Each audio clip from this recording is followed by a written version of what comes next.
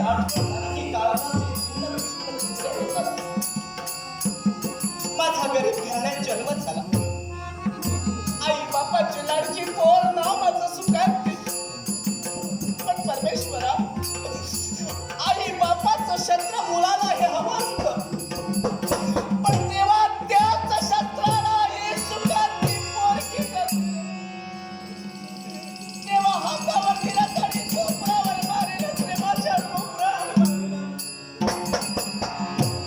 राष्ट्र परकीय शस्त्रानं आक्रमण केलं. सारं सैन्य ठाण रडत होतं. राजकर्त्यानं आमच्यावर आलेलं संकट दूर करण्याचा प्रयत्नही केला. प्रत्येक गरीब श्रीमंत लोकांच्या जीवनात संकटाची रास यावी तशी माझ्या जीवनात आली. मी अगदी लहान होते. आई मला नेहमी सांगायची, बाळ इकडे फिरू नका ग, कुणीतरी वैरीच्या नजरेत तू पडशील आणि पुढे तुझ्या जीवावर संकट येईल.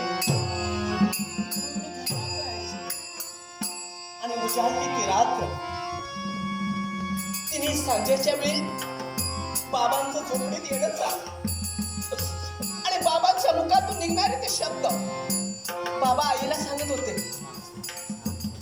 आजची रात्र ही वैराची रात्र आहे. राष्ट्रावर संकट आहे. परकीय शत्रूचं आगमन झालं. शत्रू कुठेही कधी कसा येईल. स्वतःचं रक्षण करा. कदाचित शत्रू आमच्या झोपडीपर्यंत आला तर मी झोपडीतून बाहेर गेल्यानंतर तुला आणि तुझ्या मुलीचं तुला रक्षण करायचं. मी आईच्या मांडीवर शांत डोकं ठेवून झोपली होती.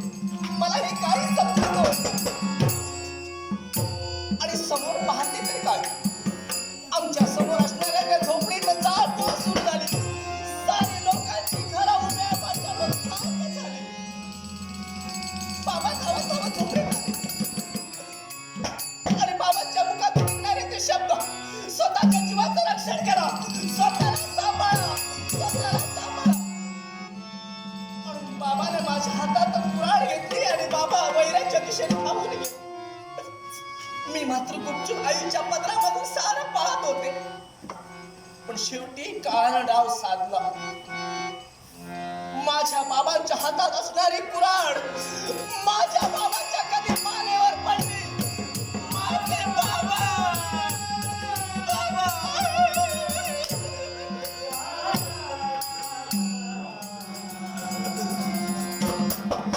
माझे बाबा रक्ताच्या थारोळ्यात पडले होते.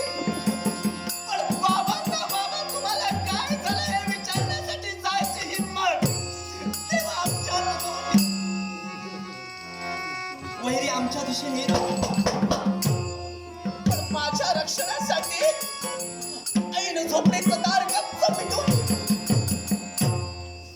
पण त्या वैऱ्याच्या ताकदीपुढे माझ्या आईची ताकद कमी पडली. झोपडीच्या दरवाजात लाथ मारून झोपडीचा दरवाजा सरळ उघडा. त्या व्यक्तीचे डोळे अजूनही माझ्या नेत्रासमोर आहेत. चेहऱ्यावर बुरखा पांघरलेला तो राक्षस. त्या राक्षसाने माझ्या आईच्या नळीचा घोट घेतला. माझ्या नेत्रासमोर माझ्या आईचं प्राण.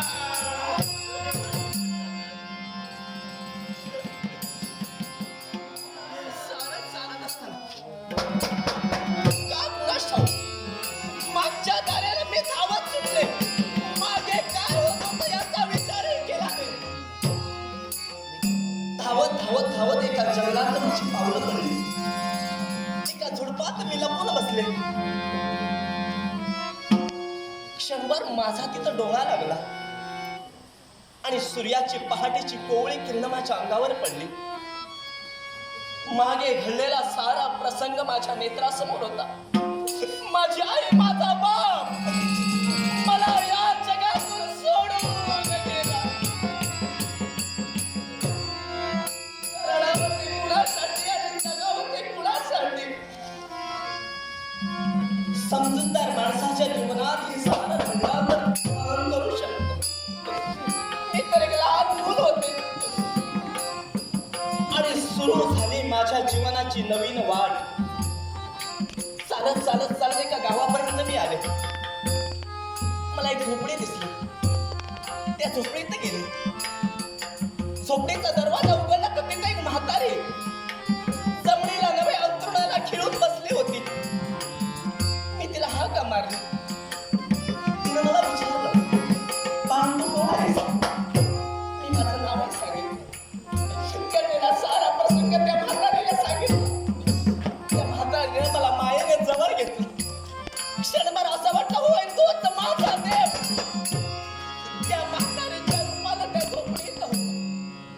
म्हातारीनं माझ्या पाठीवरून हात फिरवला आणि म्हातारी बोलली, "बाळ सुकांती, अगं मी तुझी आईच आहे. आता तू कुठे जायचं? इथंच राहायचं." म्हातारीला आपल्या तोंडातला घास मला भरविला. त्या घासाला मला अमृत पिल्याचा वास होऊ लागला. सुकांती मनाची मोठी झाली. पण तो दुर्दैवी प्रसंग दूर नव्हता रे देवा. पिकलं पान कधी गळेल. अंतराला खिळलेल्या त्या म्हातारीनं कायमचे डोळे घट्ट मिटले. पुन्हा एकदा माझ्यावर आभाळ कोसळलं. वाढलेली सुकांती लोकांच्या वाईट नजरा माझ्यावर पडू लागल्या.